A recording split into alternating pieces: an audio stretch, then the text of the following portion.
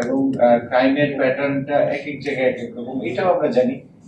আমি জাস্ট মোটা দাগে জানতে চেয়েছিলাম যে জনপ্রত্যাশাটা কি, কোন জায়গায়। আমি দু একটা পয়েন্ট পেয়েছি। তো এই সূত্র ধরে আমি বলতে পারি যে আমার প্রথম কথা হলো যে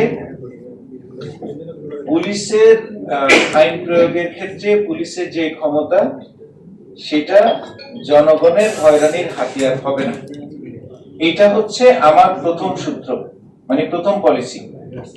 নিরীহ কেউ হয়রানির শিকার হবে না। এবং আমাদের সাংবাদিক ভাই যেটা বলেছেন, আমি আবার পরিষ্কার করে দ্ব্যর্থহীন কণ্ঠে বলতে চাই, আমার টেনিউরে এরকম কোনো ঘটনা ঘটবে না ইনশাল্লাহ। যদি ঘটে সেটা আমাদেরকে দেখিয়ে দেওয়ার জন্য আপনারা আছেন।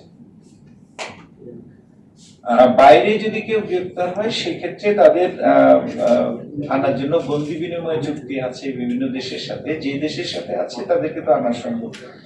যদি না থাকে সেক্ষেত্রে আসলে এটা একটু কঠিন হয়ে যায়। সেক্ষেত্রে হয়তো আমাদের ইন্টারপোলের মাধ্যমে বা অন্য পদ্ধতি মাধ্যমে সেটা করতে হয়। আমি যতটুকু এখানে আমাদের জেলাওয়ারি ক্রাইমের ট্রেন্ড বা প্যাটার্ন গুলো আমি মানে এখনো বিশ্লেষণের পর্যায়ে আছি। তো এগুলো নিয়ে আমরা কাজকর্ম শুরু করব। আমার ইয়েটা হলো যে ইচ্ছাটা হলো এই বিভাগটা, এই রেঞ্জটাকে প্রথমত